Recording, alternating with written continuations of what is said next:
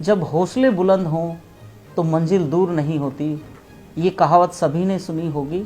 ऐसा ही एक उदाहरण पेश किया है पर्वतीय कॉलोनी की एक बच्ची जो शिवाजी स्कूल में 11th में पढ़ती है और नेशनल गेम्स में ताइक्वांडो में मध्य प्रदेश में खेलकर उसने वर्ल्ड चैंपियनशिप में अब अपना हाथ आजमाने की तैयारी की जा रही है।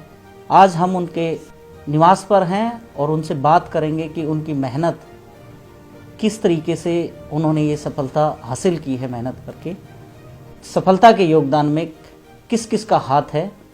ये सारी बातें अभी आप लोगों के सामने होंगी। लेकिन एक बात बता दूं, इस पर्वतीय कॉलोनी से पहली बच्ची है जिसने इंटरनेशनल ताइक्वांडो में अपना नाम वर्ल्ड में लिखवाया है और स्कूल से गेम्स में शुरुआत करने के बाद आज ये इंटरनेशनल लेवल पर ताइक्वांडो में भागीदार हो गई हैं।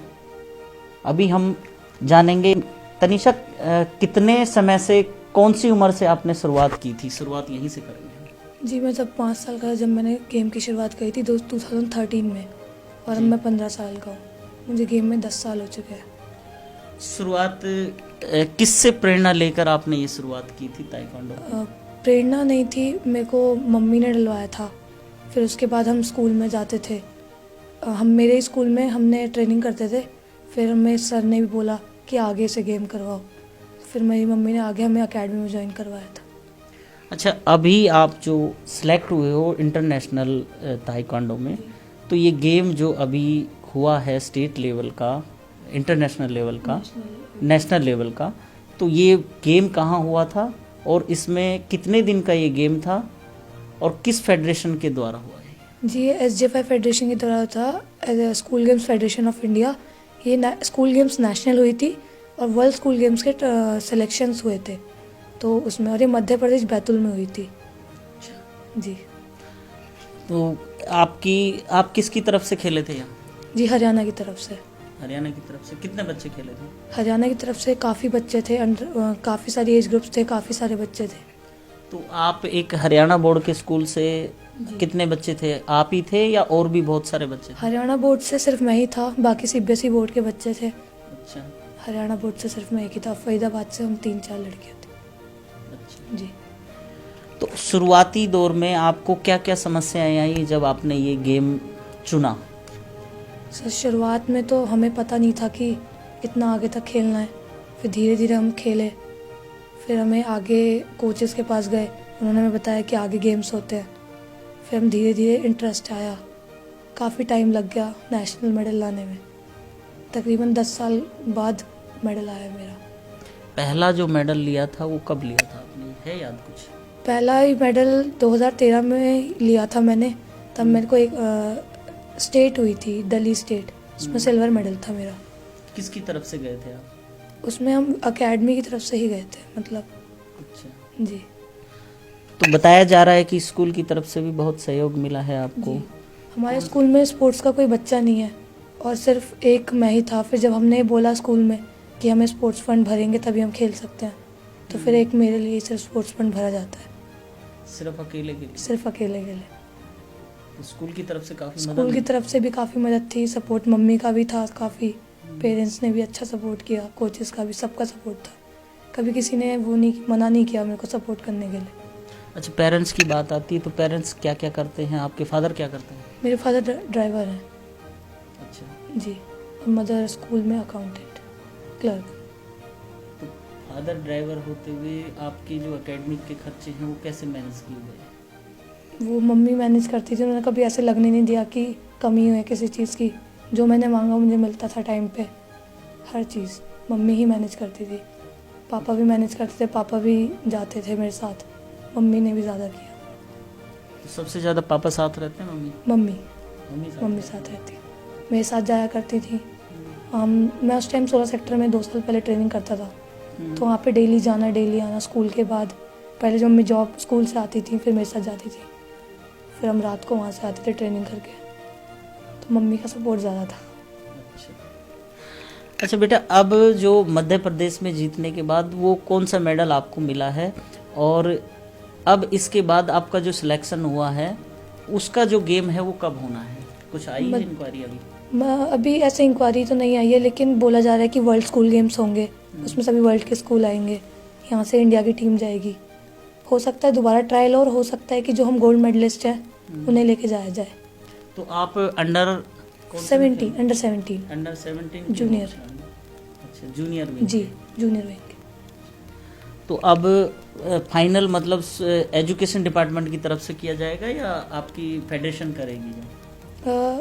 ये तो SGFI की जो फेडरेशन है वही करेगी। अच्छा, ट्रायल्स लिए जाएंगे, हो सकता है अभी भी ट्रायल होंगे मतलब? हो सकता है कि जैसे होते हैं ट्रायल्स। अच्छा। एक बार और वो ट्रायल होंगे जी। वो इंटरनेशनल लेवल पर? हाँ जी, वो वर्ल्ड स्कूल गेम्स के लिए होंगे। अच्छा, तो तनीषा और क्या कहना चाहोगे जिससे कि आपको लगता है कि आपका सबसे ज़्यादा सपोर्ट किसने किया और आपको इस गेम में आगे जाना है, कहाँ तक जाना है? सर आगे तो बहुत मतलब सोच रखा है, काफ़ी आगे तक खेलना है। सपोर्ट हर जगह से ही मिलता है, मेरे को तो मना नहीं किया जाता। स्कूल से जितना मांगा स्कूल से मिला, मम्मी से जितना मांगा मम्मी से मिला, कोई मना तो नहीं हुआ है, और आगे तक खेलना है गेम। अच्छा, एकेडमिक में बात करें, एजुकेशन में, तो आपका क्या परसेंटेज क्या रहता है? 70+%, 70-80%। मतलब पढ़ाई में ठीक है अपना? ओके। बेटी ने इंटरनेशनल में सिलेक्शन हासिल कर लिया है अपनी मेहनत से, क्या कहेंगे आज आप? बस खुशी हो रही है, बहुत ज़्यादा नहीं बोल पाती जाहिर मैं तो एक्सप्लेन करनी नहीं कर चाहिए ना। सकती किसी भी चीज़ को। इसको आप लोगों ने बता रहे हैं कि मम्मी की ज़्यादा भूमिका रही है इसके साथ में मेहनत करने में? हाँ, एक्चुअली इसका एनर्जी लेवल बचपन से बहुत ज़्यादा था, उसको कंट्रोल करने के लिए मैंने इसे भेजा था। अच्छा। हाँ, तो उसके बाद थोड़ा करती रही तो भाई भी जाने लगा इसके साथ, तो मुझे इतनी ज़रूरत नहीं पड़ी। फिर ये स्कूल में ही प्रैक्टिस करने लगी तो धीरे धीरे करते रहे। भाई दूसरी जगह चला गया तो ये करती रही, तो उसका बीच में छूट गया था इसका। तो इसको जो इनके सीनियर थे उन लोगों ने बताया, फिर मैं इसे 16 सेक्टर ले गई। फिर लॉकडाउन में खाली रहे बीच में, तो यहीं एकेडमी खुली, यहीं करण के पास हमने भेजा इसको। अच्छा, तब से यहीं प्रैक्टिस कर रही। तो आपको एनर्जी लेवल इसका डाउन करने के लिए भेजा था, ये नहीं पता था करने कि? के लिए अच्छा। एनर्जी एक्चुअली ये ना मतलब अपने आप को नुकसान पहुंचा रही थी काफ़ी ज़्यादा, अच्छा, चोट वोट जैसे। तो इसको शायद दर्द नहीं होता होगा, कुछ कम होता होगा इस वजह से। अच्छा। तो आपको पता नहीं था कि ये इतने लेवल पे आ जाएगी? नहीं, ऐसा कुछ नहीं सोचा था मैंने। सोचा ही नहीं था? सिर्फ ये अपने एनर्जी। आप ही आ हाँ, गई। वो सर ने भी उसको देखा 1-2 बार, तो उन्होंने कहा इसको खिलाओ, आप अच्छा खेलती है। अर्जुन, स्कूल की बच्ची ने स्कूल के सहयोग से बताया जा रहा है कि इसने एक इंटरनेशनल लेवल पर अपनी जगह बनाई है, तो क्या कहेंगे आज इस बच्ची को लेकर आपने? सर आपको पता है गुरु से ज़्यादा तो कोई खुश हो ही नहीं सकता अपने शिष्यों को कामयाब होते देखकर। यही है कि तरक्की करे, हाँ, पैरों को ज़मीन में रखते हुए, जब पैरों को ज़मीन पे रखते हुए। हालांकि जो बच्चा ज़मीन से उठा हुआ है उसके ज़मीन कभी उसके पैरों के नीचे से ज़मीन हटती नहीं है, पर फिर भी कई बार हो जाता है कि बच्चा हवा में आ जाता है कि भाई मैंने यहाँ ये अचीव कर लिया तो इससे मैं ऊपर उठ जाऊँ। बस मैं इससे बच्चे से यही कहूँगा कि भाई पैरों को ज़मीन पे रखना, अगर पैर ज़मीन पे हैं तो फिर आप बहुत ऊंचे लंबे जाओ। इसका टैलेंट मुझे पता है। मैंने इसे कल परसों जब मेरे पास आई थी पहली बार तो मैंने इसे बताया था, बेटा मेरा काम है टैलेंट को पहचान करके और उसके ऊपर काम करना। तो जब ये शुरुआत में बचपन में मेरे स्कूल में जब इसने खेला तो मैं इससे कहता था अपने से बड़े लड़कों के साथ खेल, तो अपने से बड़े लड़कों को भी मतलब कि हाँ मैं खेलूँगा, मारूँगा। तो इस तरीके से बात कर टैलेंट अपने आप ही समझ में आ जाता है कि भाई टैलेंटेड बच्चा है।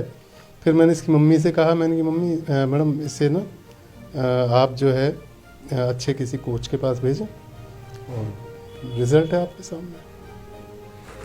अच्छा अरुण जी, एक बात बाकी बच्चों के लिए क्या मैसेज है कि इस तरीके से बच्चे, क्योंकि कुछ गेम हारने के बाद नर्वस हो जाते हैं, फिर वो जो अचीवमेंट होती है जो आज इस तनिष्क की है, तो बाकी बच्चे इससे महरूम रह जाते हैं, उन बच्चों के लिए क्या मैसेज है? मैं इसी के थ्रू मैसेज पहुंचा देता हूं।